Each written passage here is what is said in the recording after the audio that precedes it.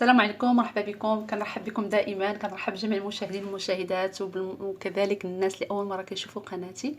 كنتمنى باش يشتركوا فيها. كنتمنى باش يوجدكم هذا الفيديو ان شاء الله بصحه جيده. اذا كدرتوا مع البرد، فالبرد بدا، وان شاء الله بحول الله هذه السنه هذه ندوزوها بدون مشاكل صحيه. كنتمنى الكل انه يمر يعني عليه فصل الخريف والشتاء وكذا فصل الربيع بدون أزمات صحية أو يعني أمراض صدرية من الكحة والسعال وكذلك أمراض البرد والفيروسات.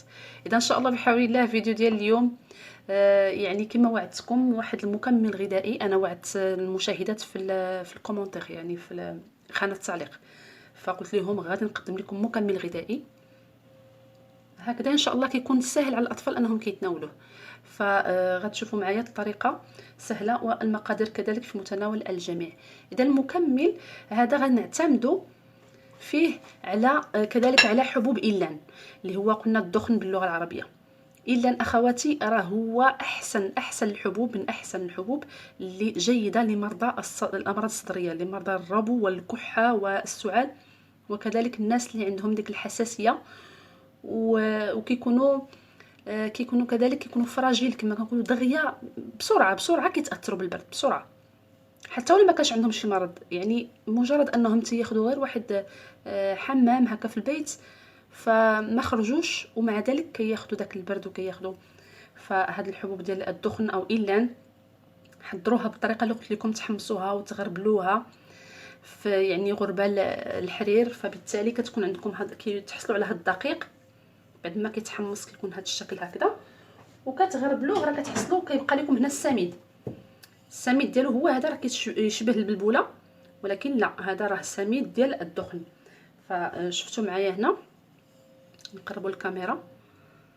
هو هذا راه كتحضروا به الشوربه كافيه انكم في الليل تحضروها لوليداتكم وحتى نتوما، غير بواحد القليل من الماء وكذلك الزيت وقليل من الملح. ومن تبغيو تناولوها ديروا زيت الزيتون وديروا الكمون، كمون بلدي مطحون في البيت، كديروه من الفوق واحد المعلقه ديال زيت الزيتون في ديك الزلافه ديالكم وتناولوها نتوما ووليداتكم. ما شاء الله كتباتوا سخانين، كتعطيكم واحد الطاقه وكذلك ما كتكونش ديك الازمات ديال الربو وديال الكحه في الليل. هذه بوحدها راها وصفه لوحدها للكحه، يعني بهذا سميد ديال إيلان او الدخن. اذا عندكم مكمل غذائي سهل جدا كما شفتوا معايا. غادي تاخذوا واحد 200 غرام حتى 250 غرام، راه ملي كيتحمص ويتغربل يلاه كيعطيكم هكذا، حيت انا دوزته في غربال الحرير بهذا الشكل هكذا. المكمل الثاني اللي مهم كذلك للامراض الصدريه وهو الزنجلان. الزنجلان اخواتي اللي هو السمسم باللغه، كذلك حتى هو كنحمصوه وكنطحنوه. ما تحمصوش بحراره مرتفعه لانه يقدر يعطيكم مذاق مر، فقط كيتشرب القليل من الحراره ثم كنطحنوه وكنحصلوا عليه بهذا الشكل هكذا. حتى هو ما بين 150 حتى 200 غرام، راه هو رائع. كل ما استعملتوه جيد للاطفال الكبار والصغار رجالا ونساء. لان جاني واحد السؤال غريب، واش حتى الاولاد الذكور ياكلوا السمسم او حتى الرجال؟ لا، هذا راه للصحه. وكذلك يعني الا كنتو كتعنيو به من ناحيه الخصوبه، هذيك ناحيه الخصوبه لا علاقه لها بالهرمونات.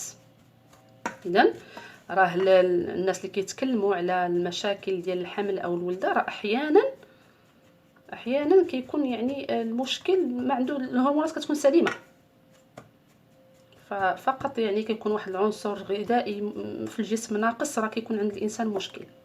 اذا قلنا وضعنا السمسم اللي هو الزنجلان. عندي هنا بذور الكتان. بذور الكتان اخواتي ممكن نديرو حتى 200 غرام 100 غرام عفوا. عندي هنا 80 غرام حيت انا حيت واحد القليل استعملته لحاجه اخرى. حتى هي ماشي غتحمصوها، فالناس كيغلطوا ما كيفرقوش ما بين التحميص وما بين انها غير فقط تشرب القليل من الحراره. كنوضعها في الطاوه ديال الفران والفران مطفي، غير كنخشيها غير شويه كتمتص الحراره، ماشي كتحمص، لا ما تحمصوهاش، غير تمتص القليل من الحراره. بالتالي كيسهل انها كتطحن وبالتالي كيكون داك التفاعل ديالها والزوج ديالها.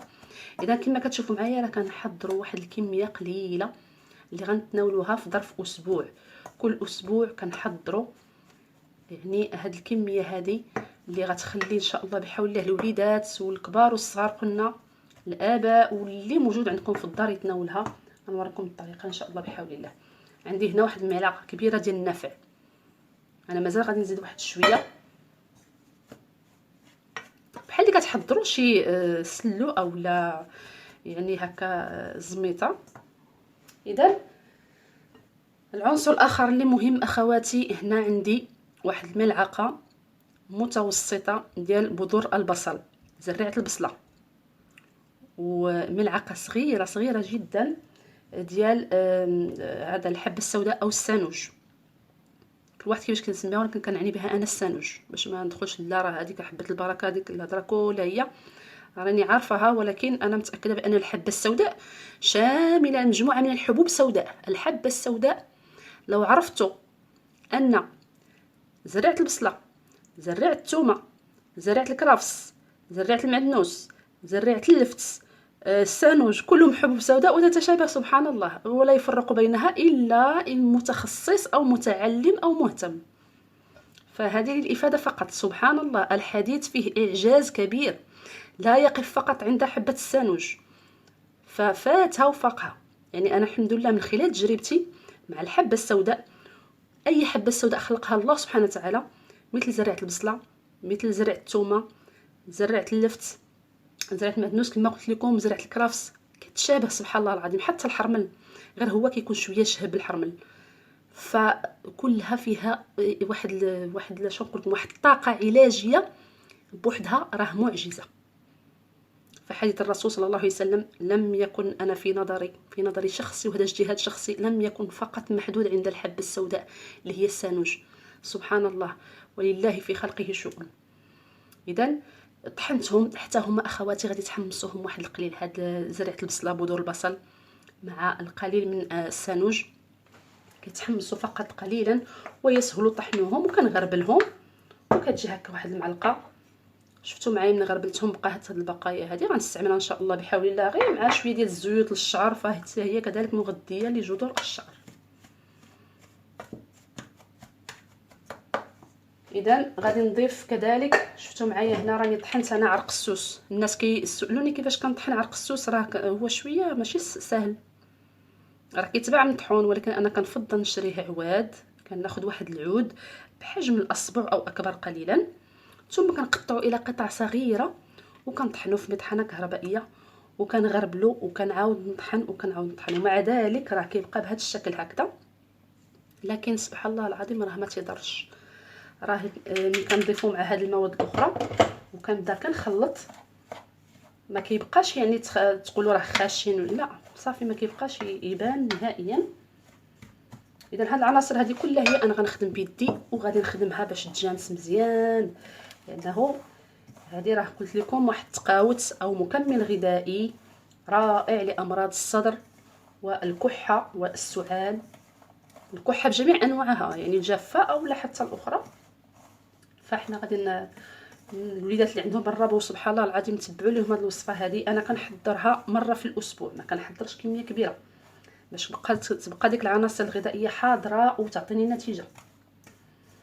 اذا كيفاش غادي نتناولوها؟ فالمساله سهله جدا. غادي تشوفوا معايا انه كناخذ غير القليل من زيت الزيتون.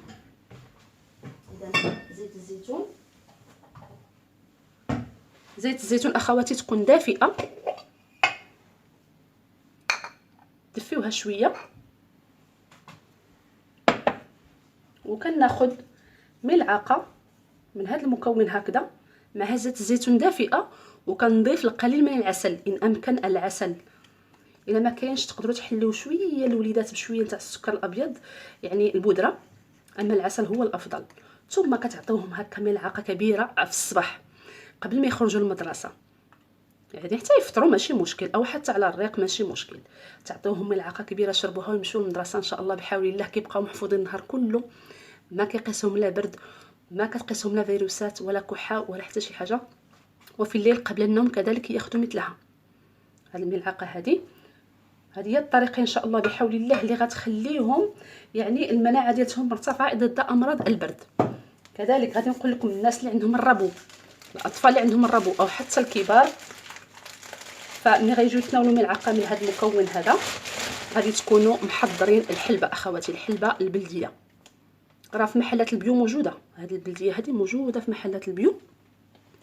غادي تاخذوها وتطحنوها لوحدها، كتاخذوا منها راس ملعقه صغيره وكتضيفوها الملعقه الكبيره اللي خدينا من هاد المكونات هادو، وعاد كتضيفوا لها زيت دافئه مع القليل من العسل وكتعطيوها لذاك الطفل. فان شاء الله بحول الله راه كيدوز النهار ديالو بدون ازمه ديال الربو، وداك الكحه كتكون قليله كتبقى تقلال حتى تختفي. وهكذا كيكون ان شاء الله بحول الله الفصول البارده كندوزوها وحنا بصحه جيده ما كنتاثروش. عرق السوس ضروري كذلك، فهو ابن سينا تحدث عن عرق السوس والف عليه كتب، وكان هو اول واحد اكتشف القيمه ديال عرق السوس في علاج الامراض الصدريه. وابن سينا هو غني عن التعريف، فكتبه تشهد عنه وكذلك كلها الاكتشافات ديالو في مجال الصحه. اذا كنتمنى ان شاء الله بحول الله باش نكون يعني وفيت لكم في هذا الفيديو هذا. الا عندكم شي سؤال طرحوه ان شاء الله بحول الله نجاوبكم. ما تنساوش هاد الشوربه اخواتي ديال الإلان اللي قلت لكم تحضروها غير بشويه الماء والملح، وعند الاكل تضيفوا زيت الزيتون والكمون، الكمون بلدي مطحون في البيت.